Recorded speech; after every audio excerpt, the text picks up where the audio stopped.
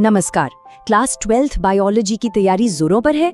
चलिए तो आज फटाफट रिवाइज करते हैं आरबीएसई बोर्ड 2026 के लिए 20 सबसे जरूरी यानी वेरी शॉर्ट क्वेश्चंस। ये एक ऐसा रिवीजन है जो कम टाइम में तैयारी को एकदम सॉलिड बना देगा। तो ये रिवीजन इतना जरूरी क्यों है? देखिए, इसके 3 सिंपल कारण हैं। एक, इसमें वो सारे सवाल हैं जो एग्जाम में बार बार आते हैं।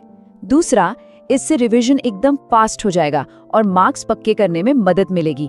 और तीसरी बात, ये पूरे सिलेबस का कह सकते हैं एक निचोड़ है। तो चलिए बिल्कुल भी टाइम वेस्ट नहीं करते और शुरू करते हैं। चलिए शुरुआत करते हैं यूनिट 1 यानी जनन से। यहाँ से कुछ बहुत ही महत्वपूर्ण सवाल हैं। पहला सवाल, कोलोस्ट्रम क्या होता है? ये डिलीवरी के बाद माँ का जो पहला गाढ़ा पीला दूध होता है ना, वही है।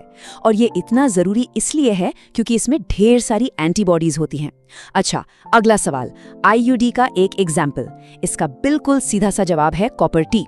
और एक और जरूरी सवाल, शुक्राणुओं को न्यूट्रिशन कौन से सेल्स देते हैं?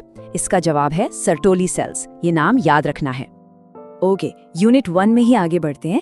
एक सवाल है कि परागकण यानी पॉलिन ग्रेन्स इतने लंबे टाइम तक खराब क्यों नहीं होते? इसका कारण है एक केमिकल जिसका नाम है स्पोरोपोलिनिन। ये उनकी बाहरी परत पर होता है और ये दुनिया का सबसे लिटरली सबसे कठोर ऑर्गेनिक मटेरियल है। और देखिए इस स्लाइड पर ये एग्जाम इनसाइड बॉक्स, ये काफी दिलचस्प है। इसमें साफ लिखा है कि स्पोरोपोलिनिन इतना प्रतिरोधी है कि कोई भी एंजाइम इसको तोड़ नहीं सकता। ये पॉइंट जरूर ध्यान में रखें। तो अब चलते हैं यूनिट 2 आनुवंशिकी पर। इस यूनिट से पहला सवाल है, सहप्रभाविता यानी कोडोमिनेंस क्या है? सिंपल है, जब F1 जनरेशन में दोनों पेरेंट के लक्षण एक साथ दिखाई दे उसे ही कोडोमिनेंस कहते हैं। ठीक है। अगला, समापक कोडॉन यानी स्टॉप कोडॉन्स कौन कौन से हैं? ये 3 हैं। इन्हें बिल्कुल अच्छे से याद कर लीजिए, UAG, UGA और UAA। और आखिरी सवाल इस यूनिट से, डीएनए में बेस के घटने या बढ़ने से कौन सा म्यूटेशन होता है? उसका जवाब है बिंदु उत्परिवर्तन यानी पॉइंट म्यूटेशन। अब बारी है यूनिट 3 की, मानव स्वास्थ्य और रोग। यहाँ से पहला सवाल, सहज प्रतिरक्षा या इनेट इम्यूनिटी क्या होती है? ये वो इम्यूनिटी है जो हमें बाय बर्थ मिलती है, जन्म से ही। फिर एक बहुत कॉमन सवाल, टाइफाइड का रोगजनक कौन है? ये है सल्मोनेला टाइफी। और हाँ, प्राथमिक लसिकाब अंग यानी प्राइमरी लिम्फोइड ऑर्गन्स कौन से हैं? इसके 2 मेन एग्जाम्पल्स हैं, थाइमस और अस्थि मज्जा यानी bone marrow. Next up unit 4, मानव कल्याण में सूक्ष्म जीव। यहाँ 3 बहुत जरूरी उपयोग देखेंगे। सवाल है, ब्रेड बनाने में क्या इस्तेमाल होता है? जवाब है यीस्ट, जिसका साइंटिफिक नाम है सैकेरोमाइसिस सेरेविसी। फिर दही बनाने में कौन सा बैक्टीरिया काम आता है? ये तो ज्यादातर लोगों को पता होगा, लैक्टोबैसिलस या LAB। और तीसरा, क्लॉट बस्टर के रूप में क्या इस्तेमाल करते हैं? इसका जवाब है स्ट्रेप्टोकाइनेज। तो अब आ गए हैं हम यूनिट 5 पर, बायोटेक्नोलॉजी। पहले इसके सिद्धांत देखते हैं। चौथा सवाल, बीटी जीव विष यानी टॉक्सिन का सोर्स क्या है? इसका सोर्स एक बैक्टीरिया है जिसका नाम है बैसिलस थ्यूरिंजिएंसिस। और 17वां सवाल, डीएनए के टुकड़ों को जोड़ने वाला एंजाइम कौन सा है? ये बहुत ही इंपॉर्टेंट है। इसका जवाब है डीएनए लाइगेज। यूनिट 5 में अब आगे एप्लीकेशंस की बात करते हैं। 12वां सवाल, गोल्डन राइस में सबसे ज्यादा क्या होता है? जवाब है विटामिन ए। और अगला सवाल, पहली ट्रांसजेनिक गाय का नाम क्या था? उसका नाम था रोजी। ये दोनों ही जेनेटिकली मॉडिफाइड ऑर्गेनिजम्स के, आप जानते हैं, परफेक्ट एग्जाम्पल्स हैं। और अब हम आ गए हैं अपनी आखिरी यूनिट पर, यूनिट 6, पारिस्थितिकी और विकास।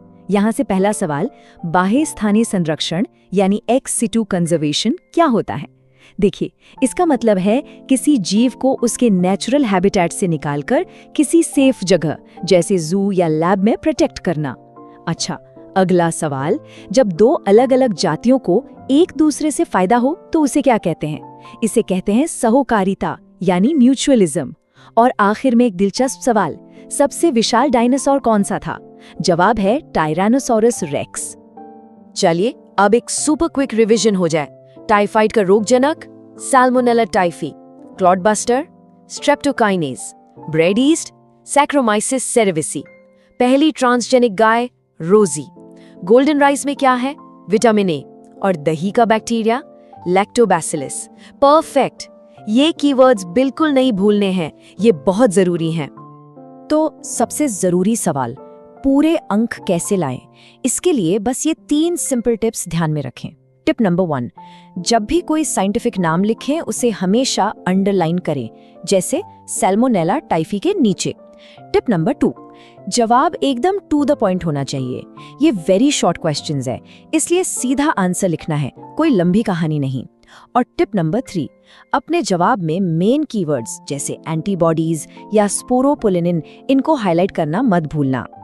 तो एग्जाम के लिए ढेर सारी शुभकामनाएं, ऑल द वेरी बेस्ट। हमें पूरी उम्मीद है कि ये रिवीजन आपके बहुत काम आएगा।